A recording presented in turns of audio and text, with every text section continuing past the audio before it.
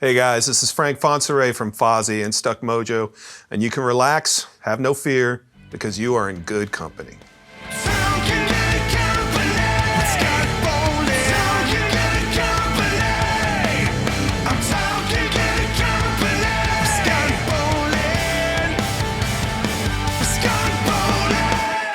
Hey guys, my name's Scott Bowling. Today we've had someone I've wanted on the show for a very long time.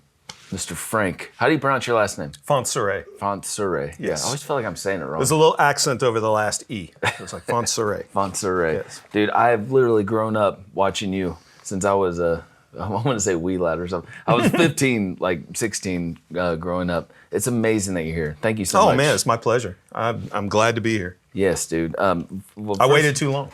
Yes. It's been too long. It's been way too long, but Yes. now you're free. You're a free man. I'm the last holdout.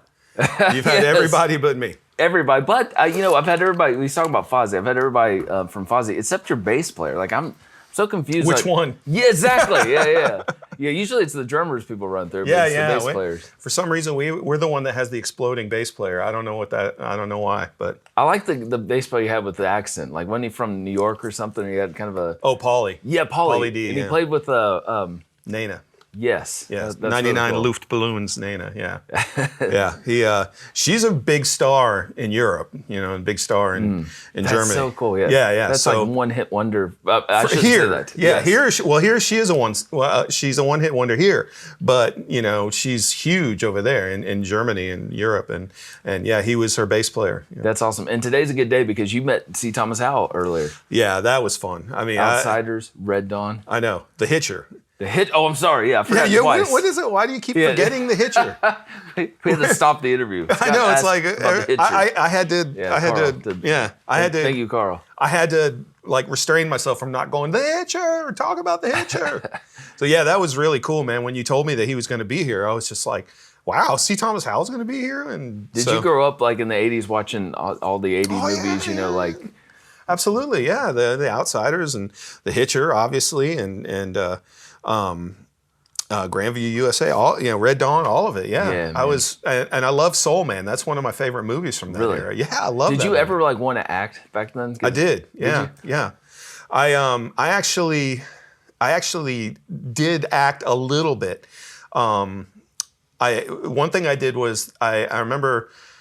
I can't remember how old I was, but I was, in my 20s, and I saw an advertisement for a summer class, I think maybe at Emory University or something like that. And it was during the summer, colleges sometimes offer free courses to people for different things who just want to come and just learn something. And there was an acting course. And I always thought to myself, I'd love to try acting, And so I went. And I went to this classroom, and this guy who was a really respected, local actor was teaching the course. And what was funny was the whole room was full. It was like 40 people showed up for this acting class.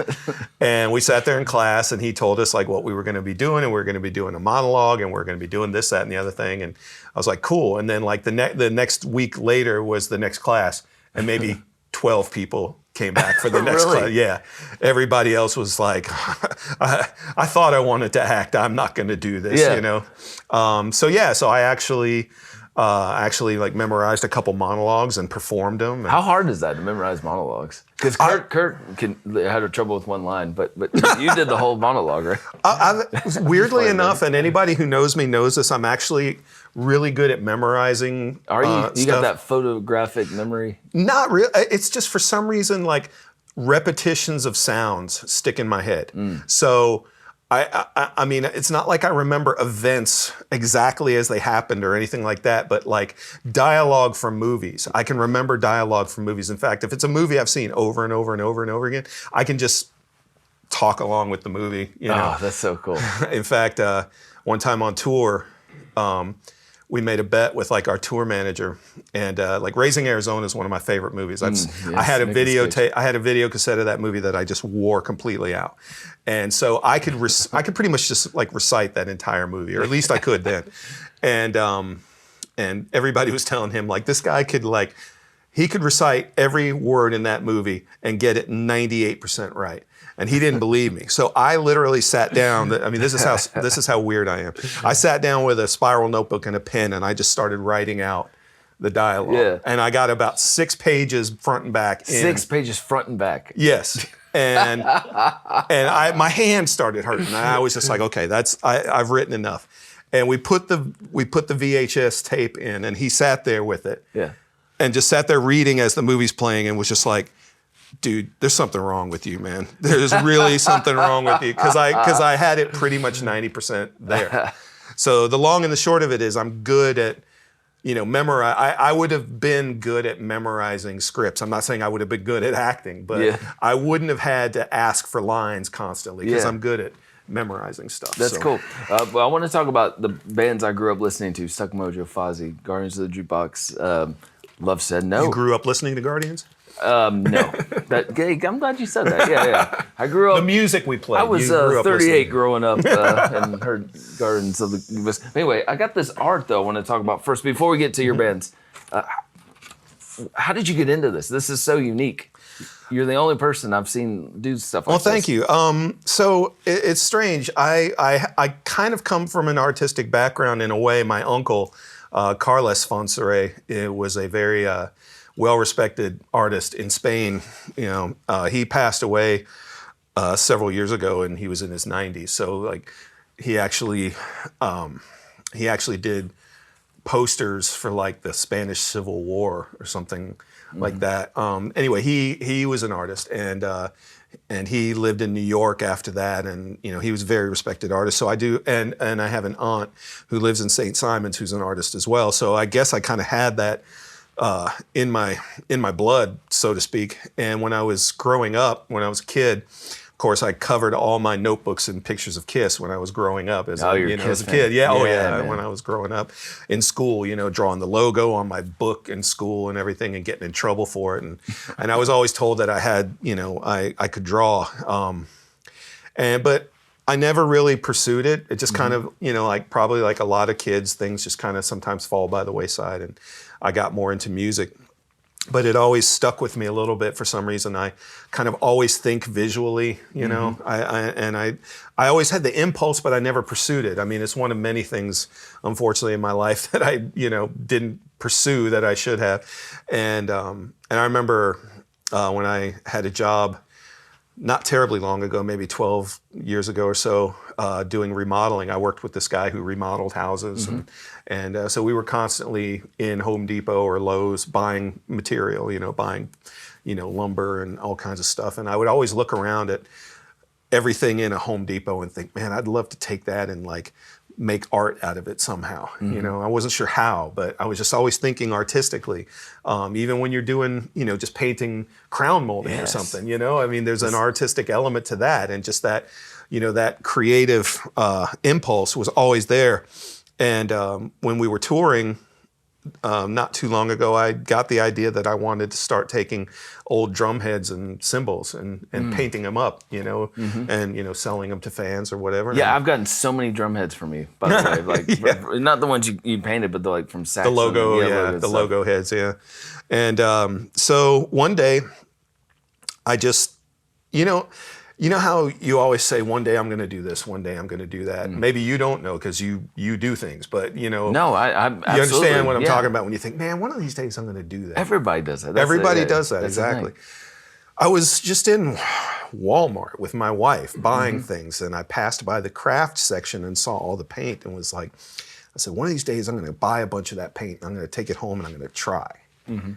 And the next thought that occurred to me was like, so do it. Just go do it. Well, why say one of these days I'm going to do that? It's a few bucks, drop a few bucks on some paint, take it home and try. And I did, and I just fell in love with it. And how long ago was this when you fell in love with this? This was like middle of 2019, so almost before pandemic. So I was thinking this was like a 2020 No. This was before that, yeah. And the more I started to get into it, and the more I would look online and look into artists and look what other people doing for inspiration, I was just like, I just thought, man, I would just give anything and go into shop for supplies, going into like a Michael's or a Hobby Lobby and seeing everything, or like a Blick Art Supplies or whatever. And I would just think, man, I just wish I could just rake all that stuff off the shelves into a cart and take it home and just experiment with it, I love the black and white too. Like that's your Thank thing. you. I love that. Well, looking at art online and just seeing like what a huge universe it is. I mean, there's so much out there. Paint, lithography, photography, everything. Got more of this. I remember thinking, I need to find something that just like I can kind of focus on that really appeals to me. And I have this tendency to think, okay, when I'm stuck creatively, go back to the basics. Just like find something very basic and approach that. And I thought, I'm gonna get white canvases and I'm gonna get black paint and I'm gonna do sharp edged, because I really started to fall in love with sharp edge, hard edge geometric painting. Just something about that. That quality of everything being defined. It's different too. It's cool. Yeah, that appealed to me. And so I was like, instead of, wondering what out of this plethora of materials I should buy, I'm going to buy white canvases, a certain size, 16 by 20, black paint, and masking tape. And I'm going to do this. And when you talk about these canvases, you brought one here too, and you signed it. But that these is, are the that canvas. is you. That is for you. But thank you so much. Of course, I mean, it's the world. that's absolutely. It's going on my wall, and I love that. Somebody was saying, "Do you print it on there?" But you said that, like, how? No, it's done by hand. Done by hand, all of them. And I did that yesterday, as a matter of fact. Really? Yeah.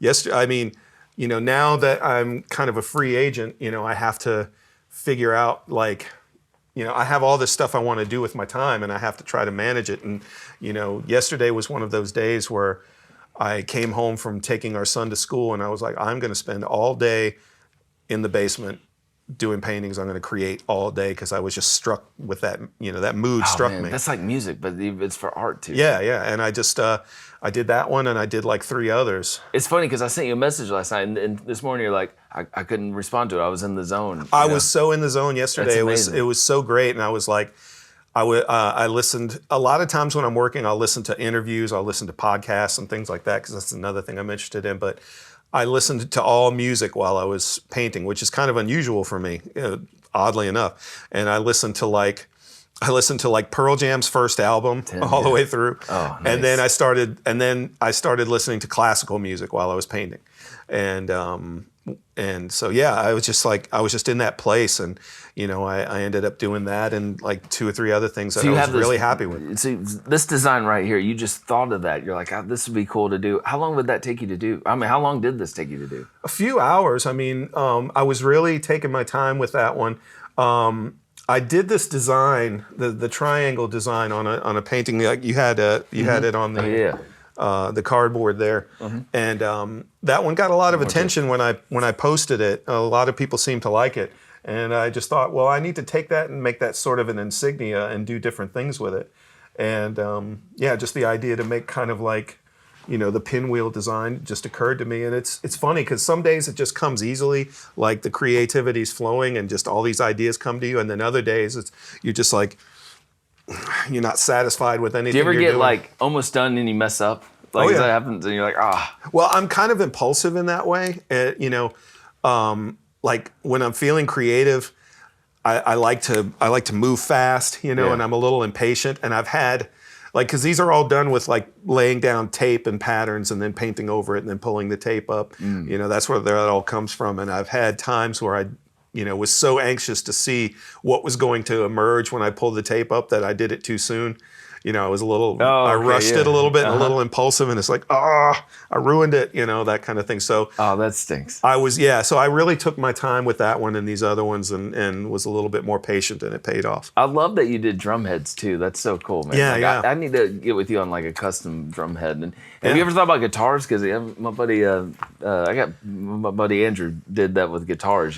Yeah, I mean, I'd like to do everything. That'd be cool. Do a whole drum set, man. It reminds me of Striper. Like they did the yellow and black, Yeah, that's that same kind of it's that same kind of geometric, like the Striper guitar, and like the Eddie Van Halen thing. There's something about that, like geometric patterning, I really that really appeals to me. But I want to, I want to grow. I want to do all kinds of art. When I look at I look at some of the famous painters of the 20th century and see their progressions through different styles, different periods where they were like, Picasso had what they called his blue period, where he used a lot of blue hues and then his Cubist period and stuff like that. I guess I call this these paintings.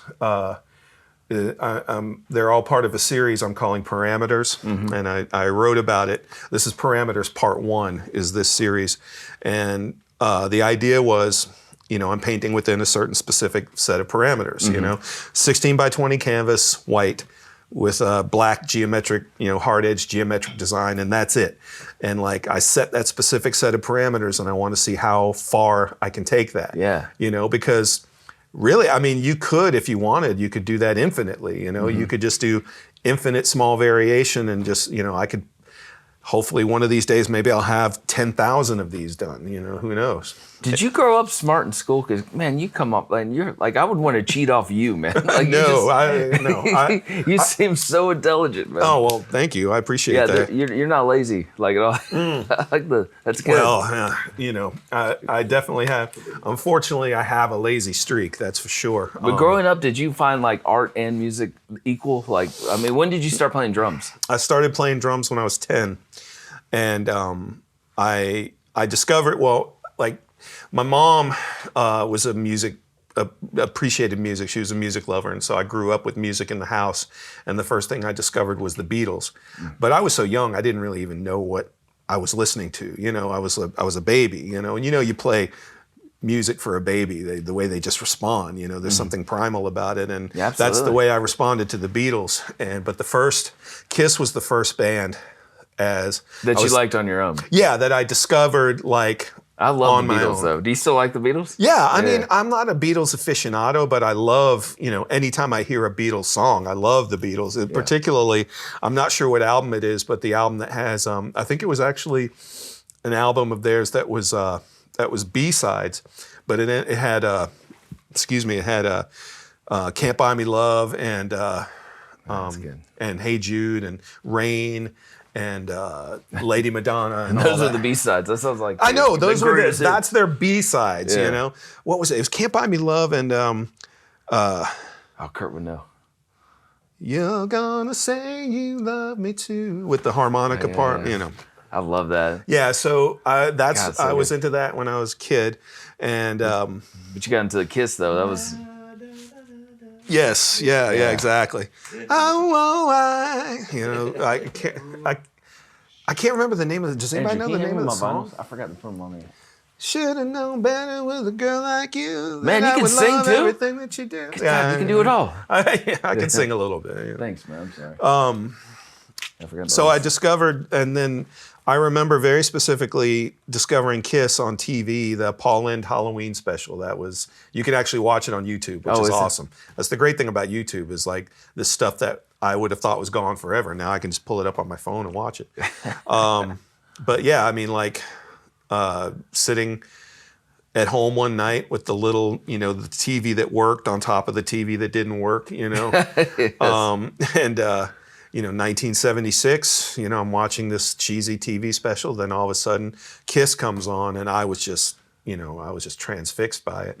I hear so many people say that. I mean, that was one of the things that TV show was one of the things that really started to take them over, because it was I think that was their first like national TV exposure, and so there were a lot of 10-year-olds who saw that and were just amazed by it. Did you like immediately try to be like Kiss playing the drums and were you listening to this and playing drums on I don't know how you.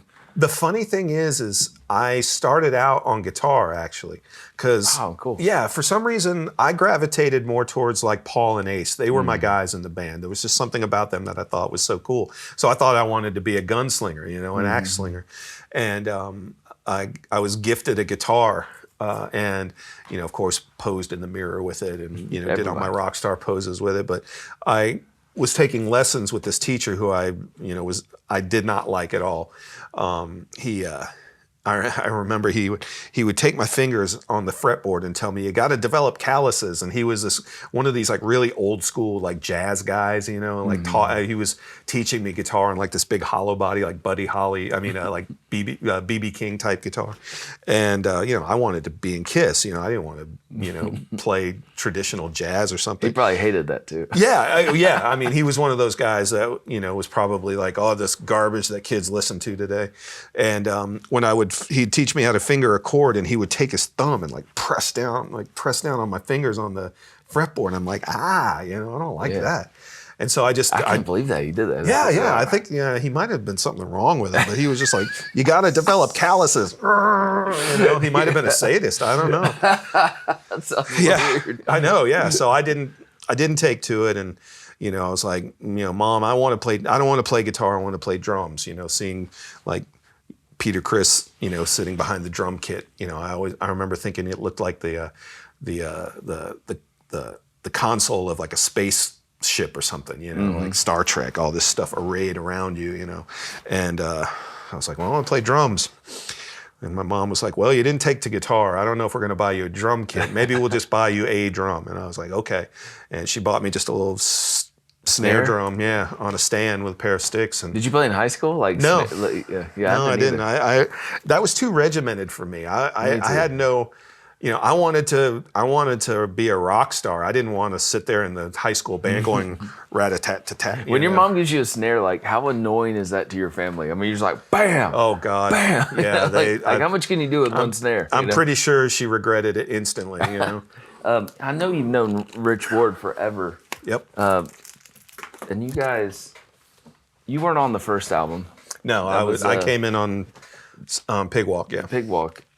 How did they find you? How did you knew Rich way before Pig Walk, right? I knew I met Rich. I've always loved that cover, and I love that album. I think that's probably, of all the things we've done, I think that might be my favorite, because it was just so different from the first one too. Well, and so angry. I mean, that album is like, it's almost hard to listen to, like how just angry it is, you know. Almost every hardcore Stuck Mojo fan, most of them I know always say this is their favorite one. Like that's like the one, like the Black Album or something. Everybody say this is their favorite. It's not a particularly good sounding record, you know. I mean, it's not like it's bad. It's just a very abrasive album, you know. And it's like, one of the things I loved about that record was it wasn't supposed to be produced by a strapping young lad. I'm so sorry. I'm blanking on his name. I feel terrible. What's the singer's name from Strapping Young Lad? God, my mind's going. Who? What? Devin Townsend. I'm so sorry. Hey, Pardon me. I'm so sorry. I forgot that. But he came in, and he was actually just supposed to like be helping us with like some samples and you know, production elements. And he actually ended up kind of coming in and, in a way, taking over the production because it was moving slowly. And he was like, let's get this moving. And so he actually had Bones like have a handheld mic in the studio, as opposed to standing at a mic with the headphones on. He had the headphones on, but he had him like do this like as if you're on stage, you know, like if you've got to move around the room, move around. Get more energy, yeah. Yeah, just like, and that's interesting. He got this performance out of him. You know, Bones was a rapper, but he got this performance out of him that it's like, it's not even rap, it's not singing, it's just this unique animal, you know, it's like, and it's just, I know there was a lot of people, a lot of reviewers who were like, you know, they hated the vocals, but the vocals on that album are, to me, what make it so unique, because it's just like, there's nothing like, the vocals on that album, there's nothing like them anywhere. I've tried to tell Bones that, I'm like, his voice was so heavy and raw. Yeah, I mean, it was like, he could really like have that growl and just, he was giving it, every song on that album, he was just giving everything he had, you know, and I think that's one of the things that makes that album so great. It's almost like a new band too, right? Because Corey joined the band, and you joined the band, so it's like almost a new lineup with Rich and Bones. Right, and we had just come off of our first European tour, you know, when we recorded that, so we were, you know, hot off the road. You know, the band was on fire, and you know, we were just in that place where we were ready to show something to the world. We were ready to prove something on that record. And that's why it has that, you know, that attitude on it. And At this time, this was the biggest band you were in, though, right? I mean, were you? oh in, yeah. Well, how did you go into like playing live shows? Were you confident? Just this is. I mean, did you have to kind of? I don't know. Like I feel like I would be nervous going into that, something like that. Well, I was confident because I'd done a lot of playing. You know, I mean, it was a different kind of situation. But you know, I mean, Stuck Mojo was doing great. You know, but we were still a club band. You know, I mean, you know, it's not like we were headlining arenas or anything. You know, so I mean, I don't mean to belittle it or anything, but it was, you know, it was a somewhat different experience. But I'd been playing. You know, and the thing is like I'd been in the band before. I actually, the first time I was in the band was in '91, and then I was in the band again in '92. I didn't know that. Yeah. Rich and I have had like an up and down history, you know, and you know, he and I are friends. You know, it's like I have nothing bad to say about him, but it's one of those things where sometimes relationships are rocky, you know. I feel like you guys are like brothers or something, you know. We are, but I mean, so are Chris and Rich Robinson. They're brothers too. They have a you know what I history. mean? Yeah. So are Liam and Ian Gallagher. They're brothers. You know, and you love each other, but you disagree. And but they love each other, but they hate each other. Yeah, and plus at this time, I mean, were you guys in a van traveling, or did you? Yeah. And I can imagine, man. Like that's so we were, you know, in '91 the band was playing locally. In '92, the band was playing locally, and it was like that Chris Robinson, Rich Robinson, Gallagher thing where we love each other but we hate each other, you know.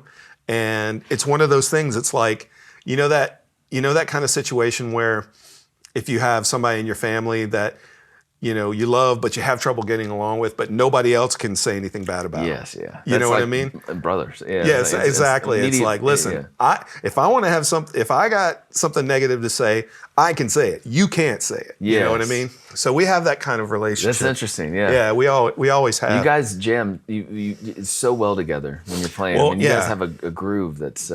Yeah, I mean, you lock in. We were. Yeah, I knew that the first time I heard him play, even before we were going to be in a band together. The first time I heard him play guitar, I was like, that's the kind of guitar player I want to play with, because I approach drums like he approaches guitar.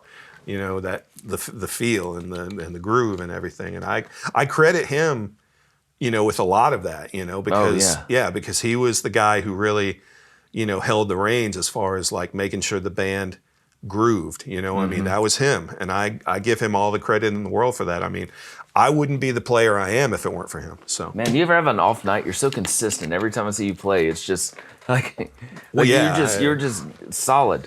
It's so funny. I mean, I'm really self-critical. Yeah. And I've had, you know, any number of nights that I felt were off nights, you know.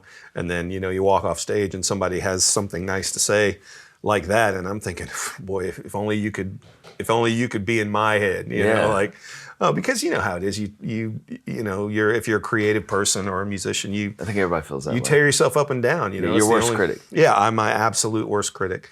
But thank you. I appreciate that. You know, that was the one thing I always tried to do, was be consistent. You know, I not flashy, you know, not, you know, I've seen plenty of guys who had unbelievable technique, but, you know, ask them to play Back in Black, you know, and it's like, for some reason they just can't do it, you know. That blows my mind. Yeah. I mean, it's a thing. Following that up, this is, man, this album, me and Ronnie, good Lord, we grew up on this album. This was massive for me. That has a lot of great memories, because we were just so, you know, Pig Walk had taken us to another level, and, you know, we were taking a step up with this album. And I remember I actually, after this album was done, it wasn't released yet, I got a CD copy of it, and I was actually doing a favor for a friend and delivering, this will sound weird, but delivering a car across country. So I had a cross country drive to do. So I drove from Atlanta to LA not long after this album came out. Atlanta to LA, that's a long drive. Yeah, it was a long drive. And I had a CD copy of this album, and I just listened to it over and over and over and over. And you enjoyed again. it? Like, it's like, oh this yeah. Is, I was so happy with that album. I mean, it's so like bluesy. It's so good, man. I love it. Every song. For me, it's hard to pick which one of like between between Pig Walk and Rising, it's hard for me to pick which one is actually my favorite because, I say that Pig Walk is my favorite, but then I think, man, but Rising was amazing too. They're different records, So it's hard to pick a favorite between the two of them, but that's, that was definitely the pinnacle, is those two albums. I mean, you guys named the album Rising, the first video is Rising. You guys knew Rising was going to be a single, right? I mean, was that, when you guys were recording that, you knew that was special? I think so, yeah. Yeah, you just immediately we got to name the album this. This is going to be our song. I think you had Barnes in the video from 99X. Yeah, if I'm not mistaken, I remember talking. If I'm not mistaken, I was talking to Mark Willis, our manager. Oh yeah, Mark Willis. Good and he told me that the next album, we'd already written it and recorded it and everything. And I think I remember saying, have you guys figured out a title? We know we're going to call the next record. And if I'm not mistaken, he said, yeah, we're going to call it Mojo Rising. And I was like, well, you should just call it Rising. That was you? You said that?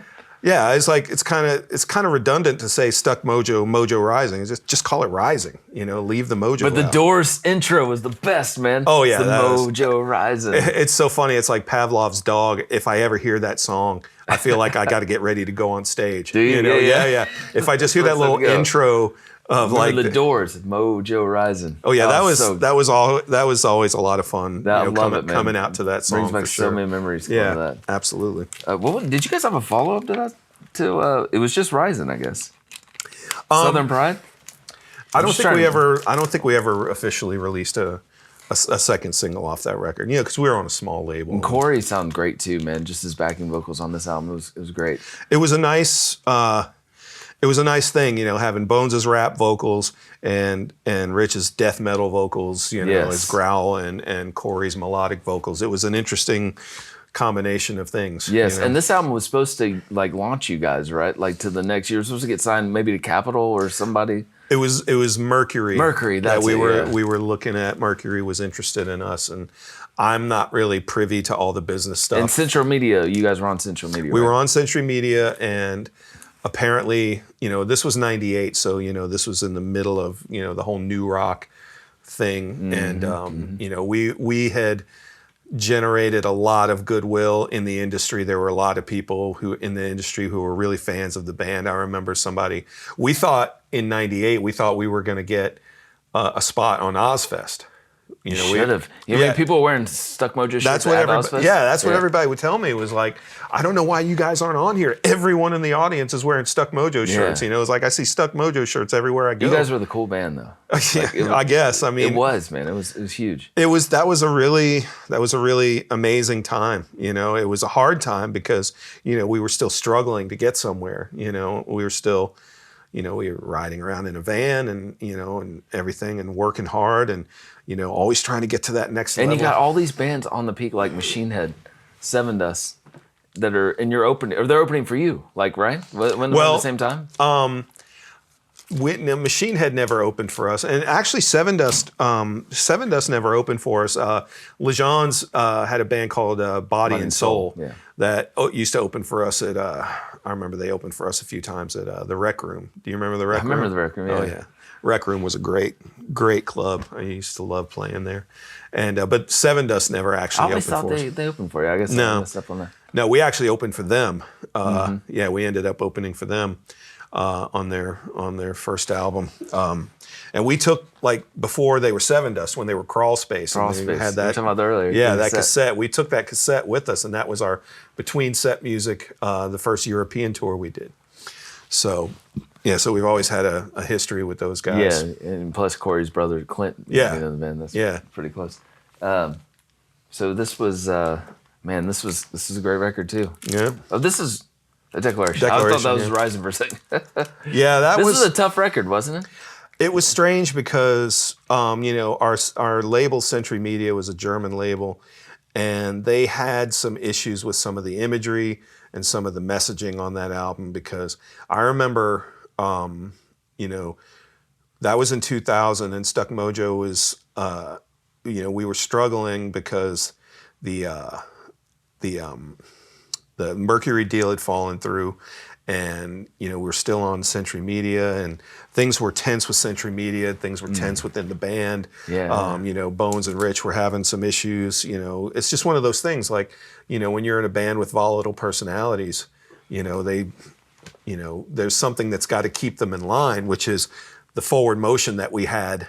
All up until then was what kept all the volatile personalities in line. And when you start to, if you start to peak a little bit, then it turns into like a circular firing squad. It's like, well, the reason we're not getting anywhere is because of you, and no, it's because of you. And I'm not saying like that was going on exactly, but there was a lot of tension. A lot of stress and tension. There was a lot of stress and tension around that time, and I remember that specifically, Rich was like, he said, if this is my last album, with this band, I don't want to leave a mark. I want to leave a stain, is what he said. I remember he said, I want to leave a stain. Wow. And that's why he was like, I am going to make sure that this album comes out exactly like I want it to.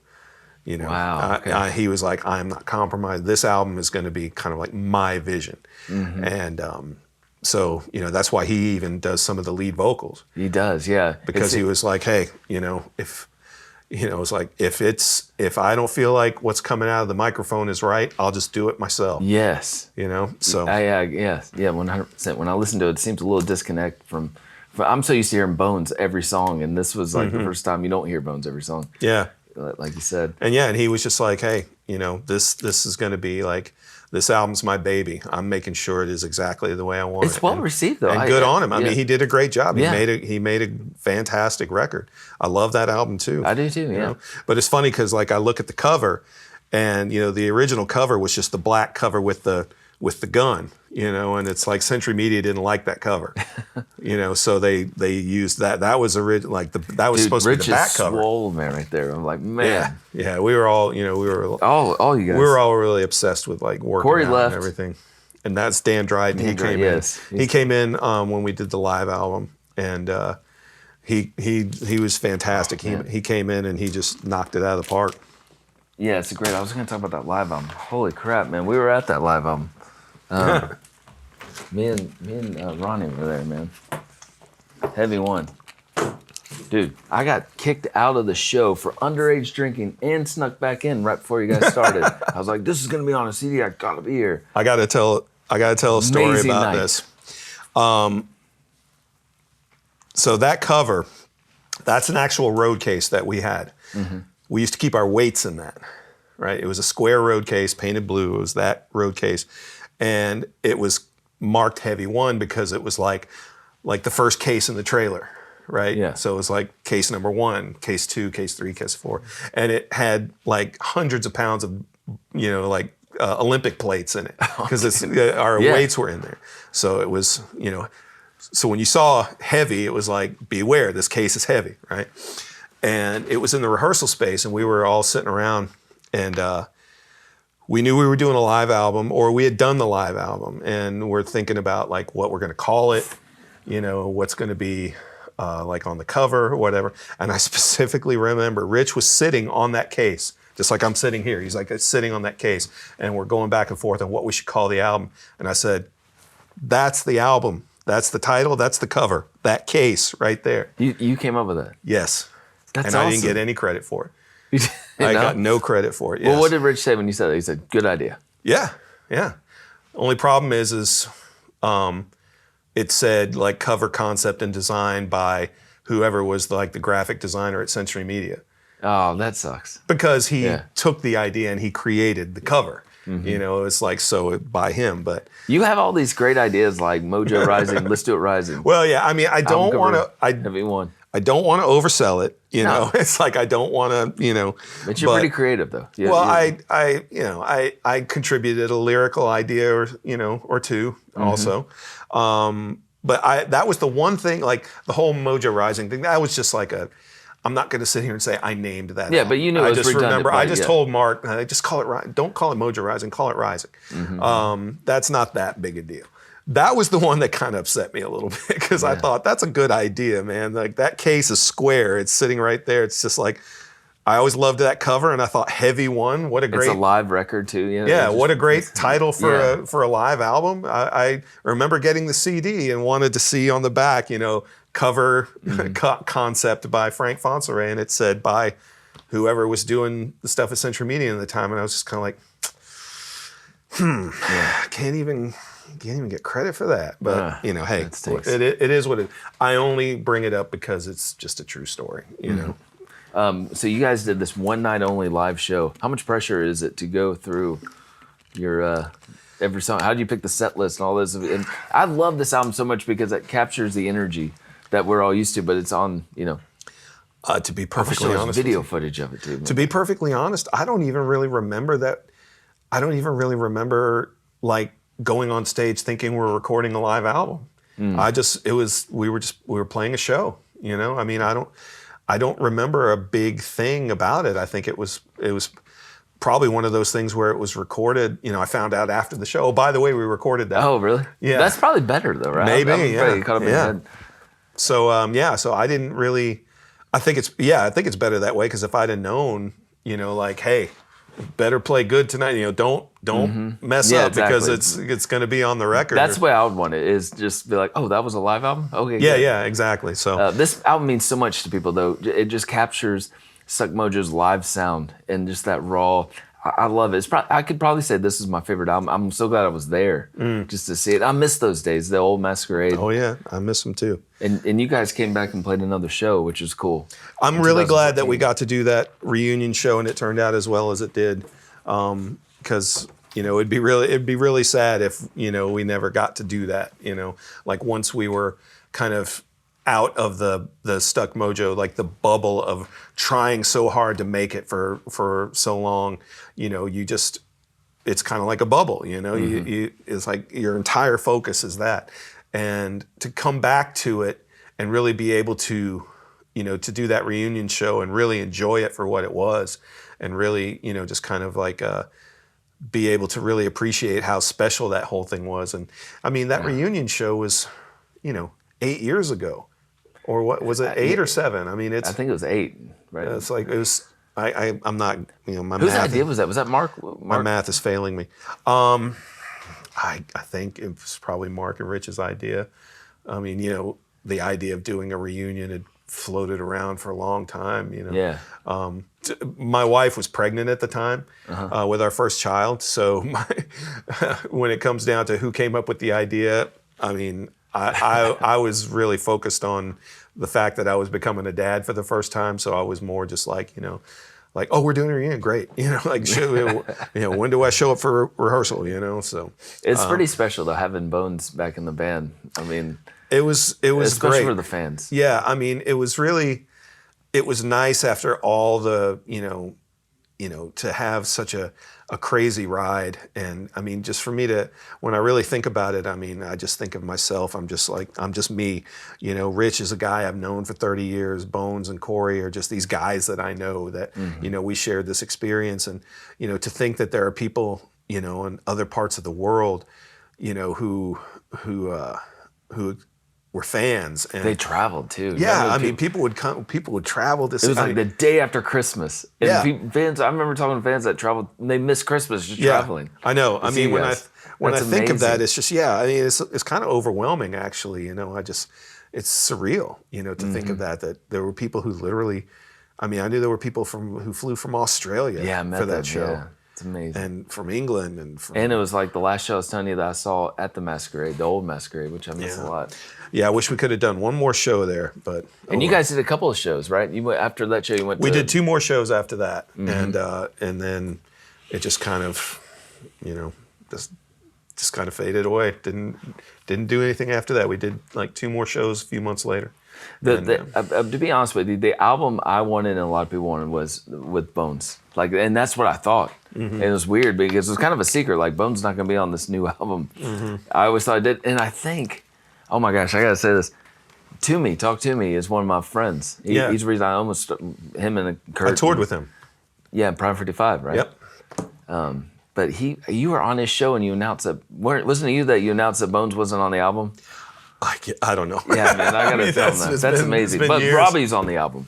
Yeah, Robbie. I'm actually working with Robbie right now. Oh yeah, Yeah, he has his own management company. He's just got like a million irons in the fire. that dude is awesome. Yeah. He's great, man. He's gonna really go places, and he's helping me with the art. He's helping me do a website. Yeah, and he's just one of those guys. He's a creative Entrepreneur. guy.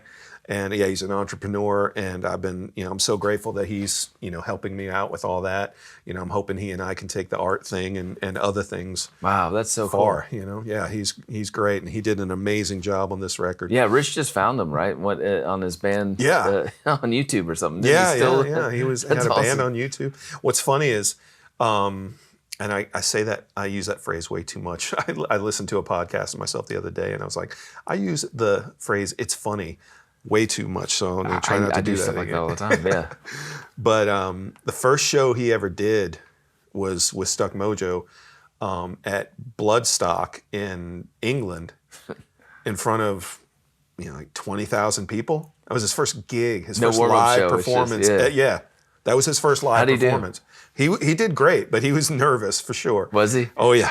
I mean, you can't can't not be nervous. I mean, the Like first how the fans receive him when he's they out there. they received us great. We did fine. I mean, it was a new thing. I mean, we had a new bass player as well, and so we had, it was a little bit of a struggle, but we played well and we got a good response. I do remember though, it was funny. There we go. Yeah, man. Listen, we should do like a ding. Like Yeah, every time exactly. we say it. We'll make a drinking game out of Yes, it. dude. Anybody who's watching this, make a drinking game out of it. And then we'd be like, it's funny how drunk we got. Exactly. Yeah, it's hilarious how drunk we got. He was on stage and we did like the first couple of songs, and he was so nervous that like between songs he would kind of turn his back to the audience and like face me because he was kind of scared to face the audience. And like we played a couple of songs and there was a little bit of a lull because I think Rich had to tune, and the audience like started to go a little bit quiet, and it got a little quiet. And I just looked at him and I mouthed to him, "What's up, Bloodstock?" And he turned around. did. He turned around and go, "What's up, Bloodstock?" And got a big pop from the you were audience. coaching him. Yeah, I had. Yeah, it was Yeah. like, dude, it's like.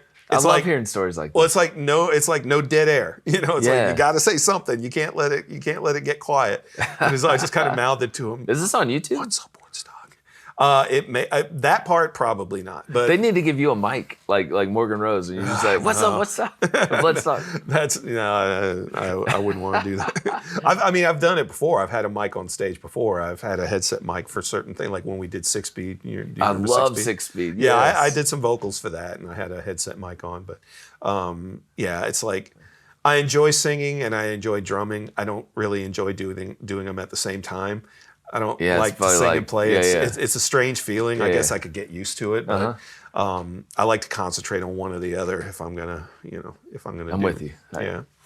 But this album's great too. I love it. I love the single you guys dropped in the lyrical video you guys did. Yeah, And I love yeah. that you give shout outs to like Rest in Peace Dime, Get Your Pool. I love that, like those Rakim, and I just love that song. That was a great choice. That was Rich and Robbie collaborating on that, and Robbie can scream well. He can Yeah. rap well. He's very versatile, I guess.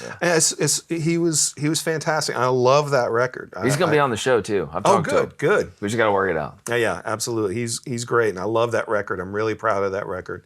We worked hard on that album, and I think it came out great. I think it was actually a little bit before its time, because, point. what's going on today. I mean, I think that album is much more like songs like The Business of Hate. Yes, yeah. With what's going on in the media, I think it's much more apparent to a lot of people what's going on in the media, and that, that they get paid, the mainstream media, I hate that term, but it applies, is making millions of dollars by making people hate each other, because they have to compete with the internet, so it's, CNN and NBC and Fox and all, they have to make money by like getting people outraged, otherwise people wouldn't pay attention to them. Do you help Rich? You and Rich write lyrics? I mean, I assume No. Rich does, but does Rich write lyrics? He writes. He and Robbie wrote all the lyrics on that album. And, I've contributed a line or two in the past.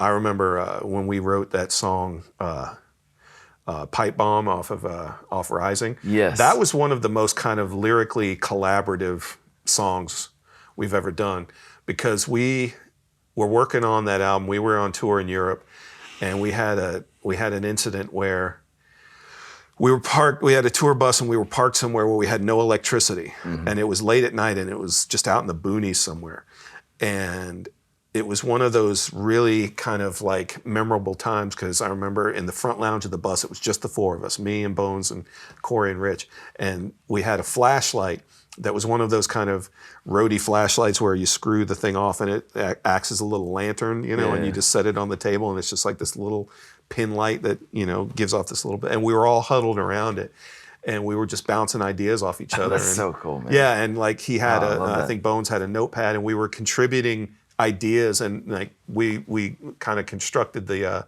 lyrics for that song Pipe Bomb in that way. A lot of the Mojo stuff was riffs by Rich Ward, Bones by lyrics, lyrics by Bones. That was a lot of that stuff. But that was one of the one songs where it was much more of a collaborative thing, and like there were I wrote down some lyrics and contributed them, and I know Corey did too, and so that was one of those times where it was actually the most like a band, where we were just quiet in a room and was being the Pipe Bomb creative. song about the Olympics, the bombing in Olympics, or is that? Maybe that inspired it, but it was just kind of a song about, in general, like somebody who,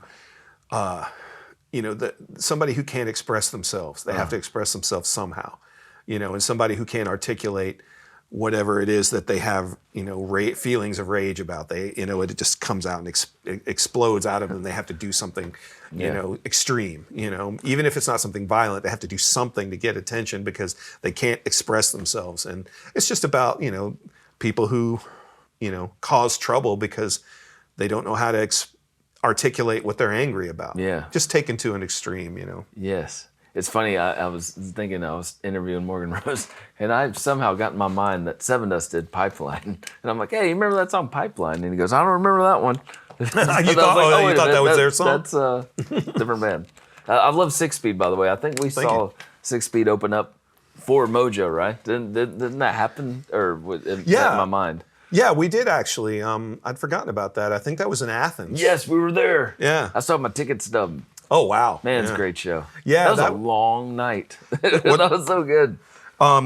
What's interesting, not funny, but interesting, was the guy who was singing for Six Speed, that was his first show that night. Okay. Yeah. What's his name? I always forget. I How you forgot apologize. his I name can't too? remember.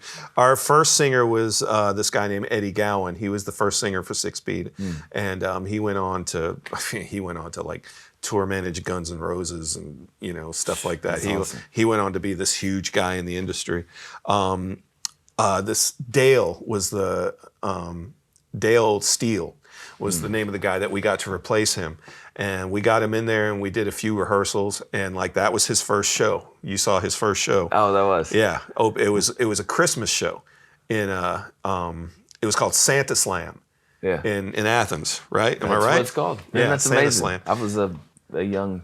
Yeah, so that was like Christmas 1999. Yeah, that was it. Yep. Yeah, so that was his first I show. love the demo Six Speed put out though. I remember having that and whatever. I can't remember the songs now, but they were so good. I remember one of them was called Can't See Straight. Can't See Straight was one of them. Another one was called Time and a Place. That was always one of my favorite. Time and a Place. For And everything, yeah. I feel like were some of the songs on this first Fozzy? Like I felt like those One of or them, two. yeah. Yes, two of the songs on that album were actually Six Speed songs. I've Been Around the World. Do you remember that song? Yeah, I do, yeah. But that yeah. wasn't on this That's one, not though. on that, Yeah. no. I gotta go back and listen to Six Speed. One of them dude. was The Test. This is only a test. Yeah, that song. that's on The song here. in there, that was a Six Speed song. And what's that other one? I can hear it in my head. I just can't remember the title of it. It had kind of a bounce feel to it. You're gonna remember on your way home today. Oh yeah, I'll definitely remember on my way home. But yeah, there's two songs on that album that began life as Six Speed songs. I've told Chris Jericho this, but this is I love this Fozzy album, man. This meant like the world to me, man, because I was a huge Stuck Mojo fan, and it was just kind of like the next thing, Six Speed, then this record. Yeah, it's a great record. There's some great songs. I love the first song. Yes, I can't think of the. Yeah, I love it so much I can't remember I what it's know if called. I heard it, I'm gonna know the words to it right now. Nameless Faceless. Nameless Faces. Yeah. Yes. Yeah, that was a great song, and there's a lot of great material on that record. The song "Enemy" is funny. The video and everything. I love that video. I remember Rich Moore going something about like I'll never wear orange again or something. Like he was wearing like the. No, I was wearing. Oh, orange. Okay, yeah. I Yeah. just remember like the choices you guys were wearing. Yeah, He wasn't singling you out. I thought he was talking about himself, but yeah. Well, we were all just kind of like we had just come out of Fozzy being kind of like Steel Panther before Steel Panther was Steel Panther. You know, like we were. Yes, I have Steel Panther. We're going to talk about We that wore too. we wore the wigs and the whole the outfits, and we were doing kind of a shtick, and we were playing cover songs. It was the whole some of this. Fozzy trapped in. Yeah, that was. I got some of these Steel Panthers. Yeah. Not Steel Panther. What am I saying? Fozzy. But yeah, like before that album. The yeah. picture on the Sorry. back of Happenstance is like a perfect example. Yes. That's what we were doing. I was wearing a wig, and It's like Steel Panther before Steel Panther. exactly, yeah. And we all had different names. I was KK LaFlame. You Rich did was a Duke LaRue. documentary, or what do you say? A documentary, but it was a mock. Yeah, we did like a Spinal Tap style documentary, and It's like cover songs though. right, When you guys yeah. played. So when we did All That Remains, that was the first thing that we did, just kind of as ourselves.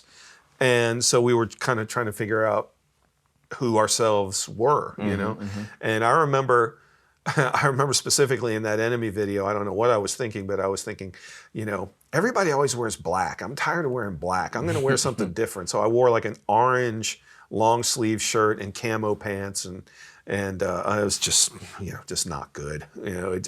We were just going through an awkward phase. Do you go back and watch your old videos like that? A few, sometime. I haven't in a while. I love it. I mean, I love like those late nights where you just kind of go back and go back and look through your history. But I've never been in a music video, so I wonder if that's different. If you're just watching yourself the whole time. I don't really watch like the music videos because we haven't done that many. We've done we've done some. Judas was the best video we've done. Oh yeah, with Nathan far. Mowry, he does the show. He's not here tonight. Yeah, that was the best thing we have done. That was by far, awesome, video-wise. man.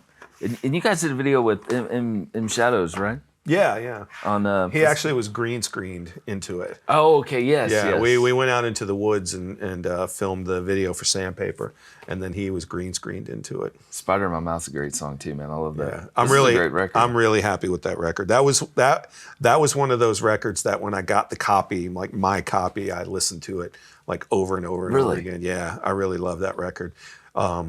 Rich and our engineer. And God, I feel so bad that I'm forgetting people's names. I'm getting old. But we created such a great sound on that record. It was an amazing drum sound.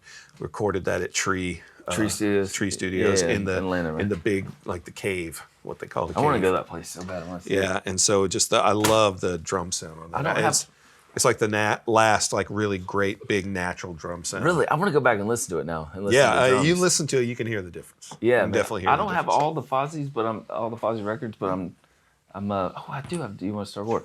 Oh, before that, the last thing, real fast. Second guy I had on my show was Eric Rogers. Mm-hmm. Love Said No. I got to mention that for a minute. You have Billy Gray Yep. and Fozzy and Yep. Eric Rogers, Stereo Mud, Yep. And Bobby Burns. All these people have been on the show, man. Really? Yeah, Bobby's okay. Bobby lives an hour away from here. Okay. Yeah. But that was a short-term band. Yeah. Love Said No. I love the Right By Me video you guys did. Yeah, I was happy with that. I mean, I thought it was a cool song. I saw that actually not terribly long ago. I think it just showed up in my YouTube feed, and I watched Really? it. YouTube. Yeah. And Eric was just here 2 weeks ago, I think. yeah, I mean, that was I liked the music we did. I thought it was good. The touring experience was rough because we were just going around in a van and not making much money, and It's like a weird super group of yeah, shows. it was, and so my wife doesn't have good memories of that. Really? Yeah, because she was like I was away on the road, and we were struggling to keep the lights on just because there wasn't any money in it, and it was a little bit of a lost time for me. But I can't say that it was a I can't really say that it was a positive experience, but I liked what we recorded. I liked the music a lot. catchy. Yeah, it is Yeah. cool, man. And there's some stuff that didn't get released that I wish I had because, I can remember listening to it and really liking the music a lot. Will it you ever know? be out? Who has it? Does anybody? I have no idea. I'd love to hear it if somebody has it.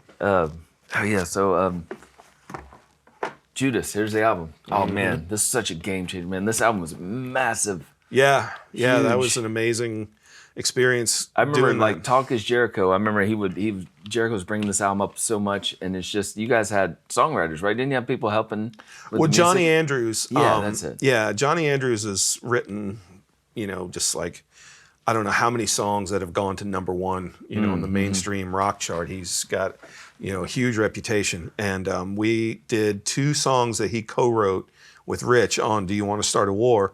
Yeah. Lights Go Out was one of them. Yeah, because Oh yeah. Oh, here Yeah, we go. Here that we go. actually I'm sorry, comes man, I'm before. jumping all over the place. no, with no, this no, Fozzy, yeah, but that's fine. Yeah. Do You Want But to Start so War is a great album. it's a great album. He wrote, he helped co-write Lights Go Out, and another song called Million good Ways video, to too. Die, something about ways to die, which was another cool song. And yeah. so we established, this relationship with Johnny, and when we were getting ready to record Judas, I'm holding the props wrong. I'm sorry, Trevor. when we were getting ready to record Judas, if I'm not mistaken, that was right around when Sony bought Century Media, and we were on Century Media, so we ended up going to Sony, and It's like finally get off Central Media. yeah, finally, and they wanted Johnny to produce. He Johnny, hadn't Z? been a producer. Johnny Johnny Andrews. Johnny Andrews. God, there's so Yeah. many Johnnies. Yeah, I knew that. Yes. And so that was his first job as like producer, and he's also a fantastic songwriter. I mean, he's amazing songwriter, and so he and Rich collaborated on that album, and that was the peak of that band. Judas was the biggest thing we ever did. Oh yeah. And it was the video was incredible, and just the song just took off, and Yes. it was great to have a hit single. It was like my first experience being in a band that had a hit single. That's awesome, man. Yeah. Well deserved too. Thank All you. the Thank years and hard work. Yeah, it's amazing hearing people in the crowd sing that song louder than we can play it. Yes. And hearing arenas full of people singing that song. I remember watching on YouTube the video that Nathan would direct, but I just remember watching it slowly grow, and it's like you guys Yeah. post, oh, it's 1 million views. Yeah. Oh, it's 2 million. It was just it was crazy. It was Yeah. like, what's going on here? Keep going. No, Sorry. no. I was just going to say. I mean, it's like, very gratifying to There's nothing better than playing a song and hearing the audience sing it with you. It's one thing when you're playing a show and people are watching. But when you can see like they know the words. I mean, that's there's no better indication that they're with you. They're singing along. You know, I mean. People could be like watching you and like, bobbing their head and getting into it, even cheering. But when they're actually singing, they're knowledgeable of about what you've done. Yeah. I mean, that's the real indication that you've reached them. So And so with Fozzy, you guys also did Guardians of the Jukebox, which I've had. I've seen you guys a couple of times. Amazing. I love what you guys did with the backdrops and it's so much visual. yeah. Awesomeness. Yeah. I mean, Rich gets credit for that. I mean, he's an insanely creative and driven guy. Yeah. And It stands out. He has amazing instincts. I was really, I'm really fortunate to have had such a long association with him. Yeah. Decades. Yeah. And we'll always be joined in that way. Even though I'm not currently with Fozzy or the Guardians anymore. Yeah, talk about that. So you stepped away. Yeah, Focus on mostly because I mean, Rich and I have been working together in one capacity or another for 25 years, and I have a family now. I mean, I have a 7-year-old son, and it was getting harder and harder to leave him at home. I bet. I bet. Yeah. Even though that we didn't go out for long periods of time, still just, just that first day of leaving, I would always just be like, I've always been a little bit more of a homebody than I have, an adventurer. I'm saying. Yeah, I'm not the kind of guy like, I don't have wanderlust. Yeah. I know that about myself. I'm the kind of guy. That's a good song too. Oh yeah. I don't have that. There's people who like they have to see far-flung places. They have to have adventures. They have to meet different people all the time. It's like they need that in their lives. And I'm an introvert. I don't. So even before need kids, that you were in my an life. introvert. Oh yeah, I've always been an introvert. I've always been more of a shy guy. It's like I've always been sort of uncomfortable. I've never wanted to be the center of attention. I'm not one of those guys that can go hold court in a room full of people. Like when C. Thomas Howell was here, you could tell he's the kind of guy that he could he could get a room full of people to pay attention to him and listen to him weave tales and tell stories and all those things. And I've never been that guy. I've been out so many times on the road. I remember in particular when we were in Australia. We were somewhere in Australia where there was like an AC/DC bar. It's like a bar that's just dedicated to AC/DC, and it's like a famous landmark. And Jericho was like, "You never go out with us, man. You're going out tonight. You're going to this bar." And I'm like, "All right, I'll go to this bar." And we were on tour with Steel Panther, and so Chris is there, and of course everybody's focused on Chris, and the guys in Panther are there. They're all, everybody's focused on them. They're holding court. They're telling stories, and everybody's focused on them. And I'm just kind of, just sitting there like, when do I get to go? When do I just get to go back to the hotel and just relax? This isn't my scene. I don't like. I don't like having to yell over loud music to talk to somebody. I enjoy this, Yeah, me too. That whole kind of... I'm the same way, though. Yeah. So, and we did a tour of Europe several years ago where my buddy Scott Sellers, who I did their podcast. Yes. I saw that. First time he had gone to Europe, and so he was so excited seeing all these, all the castles and old churches, and every day he had to go exploring, and he'd come back on the bus with photos like, look at this, look at this castle, and I'm like, I've seen it. This is my 15th trip to Europe. I've seen old castles, so that's why I just was kind of like, I don't want to tour anymore. I want to play drums. I want to make art. I want to do a podcast of my own. I want to. I really want to. And one of the things I've always been nervous about was if I'm going to do a podcast, I want to talk about things that I find really fascinating and important, and it's going to be controversial. Yeah. I'm not looking to stir up anything, but I want to say what I believe.